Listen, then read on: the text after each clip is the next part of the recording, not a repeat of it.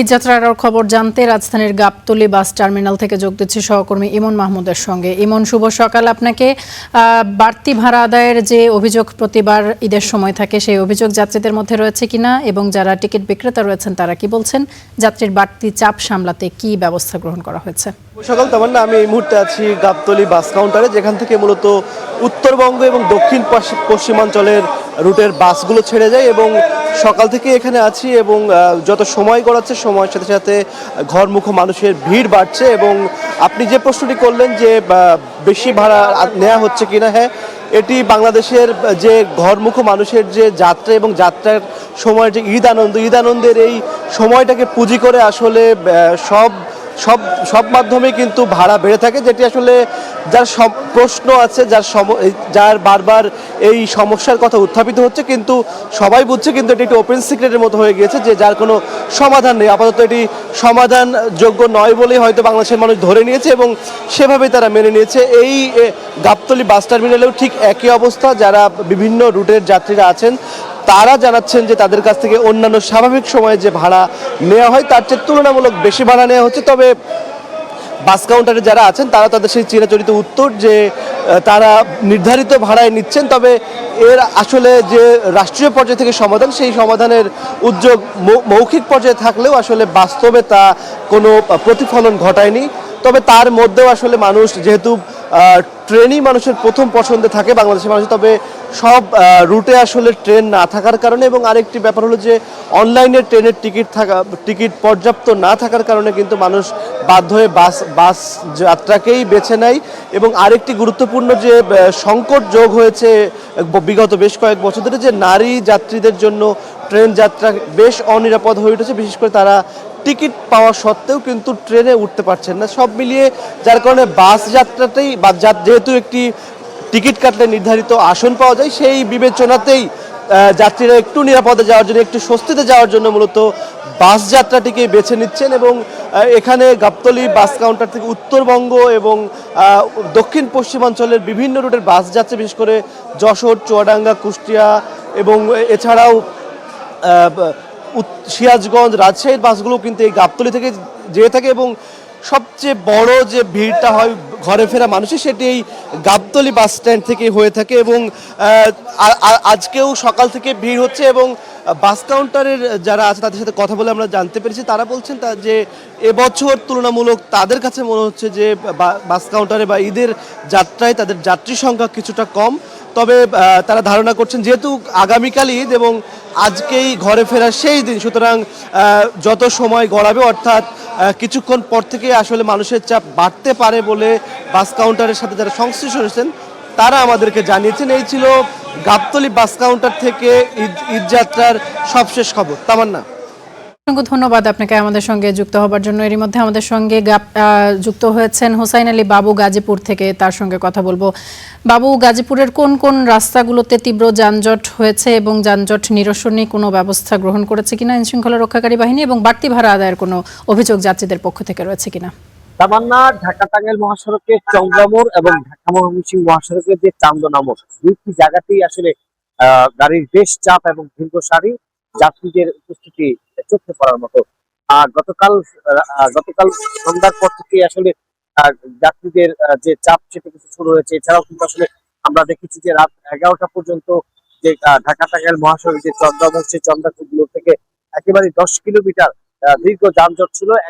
এখনো যেটা highway police আমাদেরকে জানিয়েছেন যে গাজীপুরের যে চান্দনা চৌরাস্তা থেকে একেবারেই ভোটবাজার পর্যন্ত, বগুড়া বাইপাস, কলেজ গেট, সেই পর্যন্ত আসলে গাড়ির দীর্ঘ সারি রয়েছে। এবং আপনি দেখতেই পাচ্ছেন ফ্লাইওভারের উপরে গাড়ি একেবারেই ধীর গতিতে চলছে, কোনোভাবেই আসলে গাড়ি স্বাভাবিক ভাবে যেতে পারছে না। আসলে ভারী কিছুক্ষণ পর পর আসলে বৃষ্টি হওয়ার কারণে এই যে উত্তরবঙ্গের যাত্রী, তাদের কিন্তু ভোগান্তিতে পড়তে হয়েছে।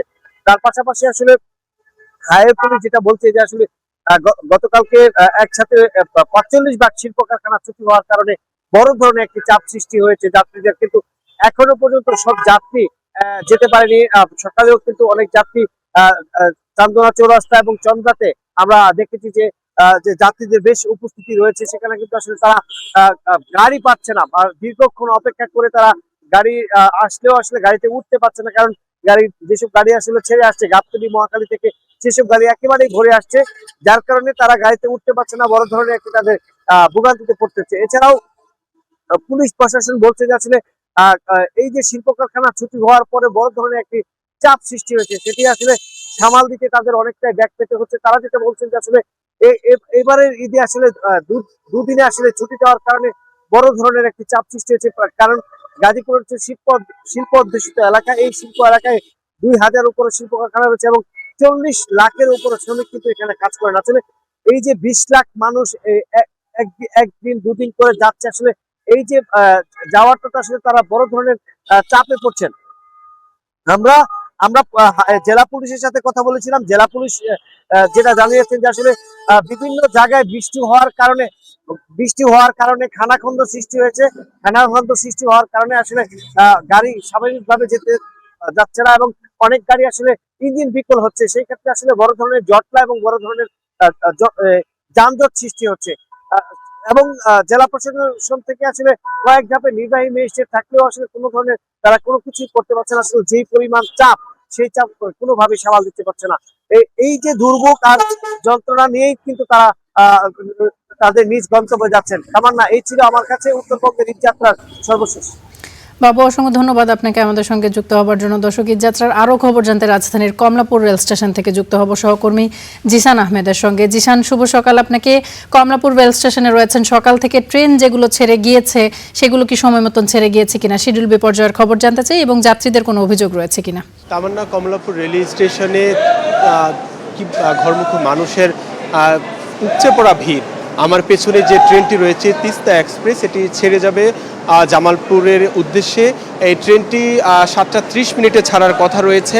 তবে এই ট্রেনটি আমি যদি একটু পেছনে দেখাই, শুধুমাত্র ট্রেনের ভেতরে নয়, ট্রেনের ছাদেও অসংখ্য মানুষ বসে আছে। আমরা এখানে দেখেছি যে সকাল থেকেই ঘরমুখী মানুষের যে চাপ সেটি আমরা দেখতে পেয়েছি। শুরুতে কমলাপুর রেল স্টেশনে ঢোকার যে প্রবেশপথ, সেখানে আমরা দেখেছি যে আনসার সদস্যরা এবং পুলিশ সদস্যরা বিভিন্নভাবে তারা চেক করছেন। আসলে যারা টিকিট নিয়ে ঢুকছেন তাদেরকে শুধুমাত্র ঢুকতে দিচ্ছেন।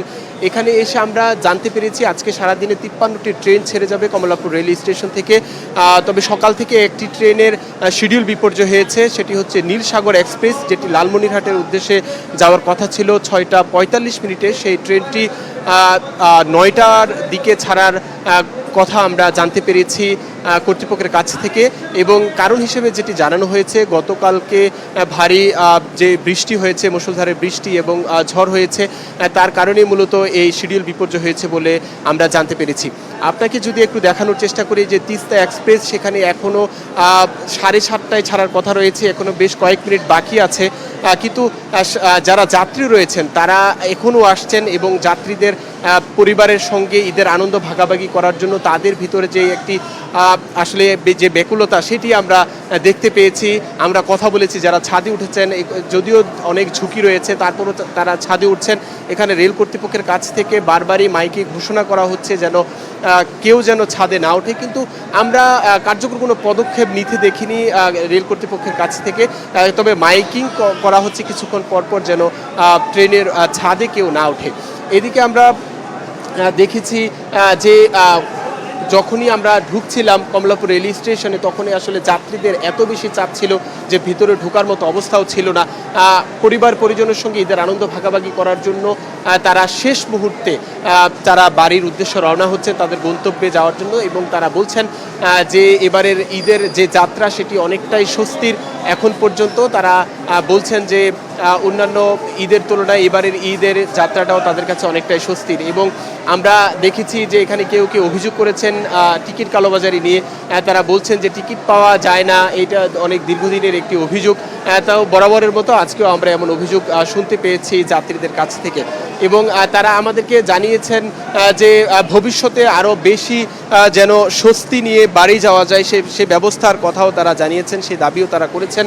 এবং এখন পর্যন্ত আজকে আগামীকাল পবিত্র ঈদুল আজহা এই পরিবারের সঙ্গে তারা তাদের ঈদের আনন্দ ভাগাভাগি করার জন্য যেভাবে আসছে, আজকে ধারণা করাই হচ্ছে আজকে আগামীকাল যেহেতু ঈদের একদিন আগে ঘরমুখো মানুষের চাপ সময়ের সঙ্গে সঙ্গে আরও বাড়বে এমনটাই বোঝা যাচ্ছে। তবে সকাল থেকেই বলা যায় যে ভোর থেকে এখানে যেভাবে যাত্রীর চাপ বেড়েছে এবং এখানে এখন পর্যন্ত যেহেতু একটি ট্রেন ছাড়া বাকিগুলো সঠিক সময়ে যাচ্ছে, এটি খুবই একটি স্বস্তির খবর যে ট্রেনগুলো শিডিউল বিপর্যয় তেমন হচ্ছে না, সঠিক সময়ে ট্রেনগুলো ছাড়ছে। তো আমরা যারা ঘরমুখো মানুষ যারা রয়েছেন তাদের সঙ্গেও কথা বলেছি, তারা বলছেন যে ট্রেন যাত্রা সবসময় স্বস্তির হয় এবং এবারের ট্রেন যাত্রাটাও স্বস্তির হবে এবং তারা তাদের প্রিয়জনের সঙ্গে গিয়ে ঈদ করতে পারবে এমন প্রত্যাশার কথা তারা জানিয়েছেন। তো কমলাপুর রেলওয়ে স্টেশন থেকে এই ছিল আমার কাছে এখন পর্যন্ত সবশেষ। তামান্না।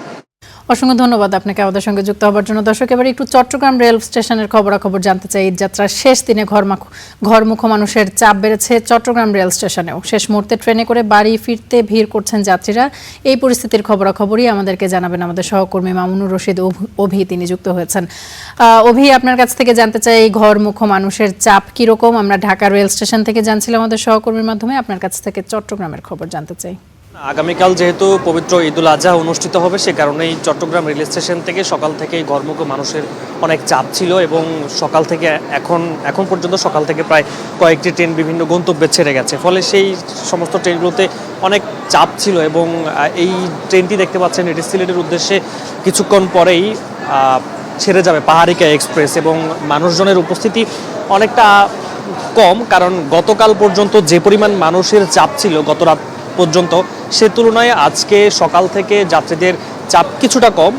তবে যারা আসলে টিকিট কেটেছেন তাদেরকে আসলে প্ল্যাটফর্মে প্রবেশ করতে দেওয়া হচ্ছে এবং যাত্রীরা অনেকেই সন্তুষ্ট। তারা বলছিলেন টোটাল যে সার্বিক ব্যবস্থাপনা রেল কর্তৃপক্ষ থেকে নেওয়া হয়েছে আর তেমন কোনো বিড়ম্বনা তারা শিকার হননি। তবে অনেকে অভিযোগ করছেন টিকিট পাননি, কারণ এইবারের গত কয়েকবারের মতো এবারেরও কিন্তু টিকিটগুলো অনলাইনে দেওয়া হয়েছে শতভাগ। সে কারণেই যারা টিকিট শেষ পর্যন্ত যারা কাটতে পেরেছেন তারাই আসলে বিভিন্ন গন্তব্যে যাচ্ছেন এবং প্ল্যাটফর্মে তাদেরকে প্রবেশ করতে দেওয়া হচ্ছে। এবং বিভিন্ন এই যে যাত্রীদের ঈদের সময় যে বাড়তি চাপ, সে কারণেই তাদের কথা চিন্তা করে কিন্তু চাঁদপুর সহ বিভিন্ন গন্তব্যে যে স্পেশাল ট্রেনগুলো সেগুলো কিন্তু দেওয়া হয়েছে। ফলে সব সার্বিকভাবে যদি বলতে পারি, মানুষজন অনেক আনন্দিত যে ঘরমুখে মানুষ। তারা বলছেন যে বাড়িতে গিয়ে আসলে সবার সাথে ঈদ কাটাবেন। বিভিন্ন সারা বছর যেহেতু এখানে বিভিন্ন কাজে তারা ব্যস্ত থাকেন, সে কারণে কিন্তু পরিবারকে সেইভাবে সময় দেওয়া হয় না। এবং এই যে ঈদুল আজহা উপলক্ষে মানুষজন বাড়িতে যাচ্ছেন, সবার চোখে মুখে ছিল কিন্তু আনন্দের ছাপ। এবং চট্টগ্রামে এখন পর্যন্ত যে সমস্ত ট্রেনগুলো ছেড়ে গেছে সবকটি আসলে শিডিউল বিপর্যয় হয়নি, সঠিক টাইমে ছেড়ে গেছে। তবে দু একটি ট্রেন ছাড়া সবগুলো ট্রেনই কিন্তু নির্ধারিত সময়ে যে বিভিন্ন গন্তব্যে সেগুলো ছেড়ে যায়। এবং এই ট্রেনটি আসলে পাহাড়িকা এক্সপ্রেস এবং যাত্রীরা আসছেন এবং যাত্রীরা এসে তারা বিভিন্নভাবে বলছেন যে রেল কর্তৃপক্ষ থেকে যে ব্যবস্থাপনাগুলো নেওয়া হয়েছে এবং এর আগে আমরা দেখেছি বিশেষ করে ট্রেনের টিকিট নিয়ে যে কালোবাজারি হতো সেটি কিন্তু অন্তত এবার নেই, কারণ আইন শৃঙ্খলা রক্ষাকারী বাহিনী, রেলওয়ে যে নিরাপত্তা বাহিনী আছে তারা আসলে সার্বিকভাবে কাজ করছে। এবং টিকিট কালোবাজারি নিয়ে কিন্তু ব্যাপক একটি অভিযোগ ছিল এবং মানুষজন বিভিন্নভাবে এটা নিয়ে নানাভাবে আসলে প্রতারিত হয়েছিল এবং এই চিত্রগুলো আমরা বিগত সময়গুলোতে দেখেছি। কিন্তু এই সময়টাতে এবং এই জিনিসগুলো নেই। আমরা একটু কয়েকজন যাত্রীর সাথে কথা বলতে চাই। আপনি কোথায় যাবেন এবং কেমন একটু বলেন তো।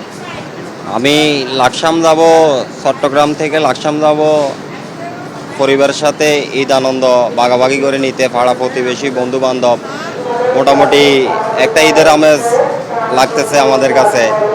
কোথাও কোনো বিড়ম্বনার শিকার হয়েছেন কিনা? কোথাও কোনো বিড়ম্বনার শিকার হয়েছে না, কোথাও এখন পর্যন্ত কোথাও কোনো বিলম্বের শিকার হয় নাই। ইনশাল্লাহ সব জায়গায় সুন্দরভাবে আসতে পারছি।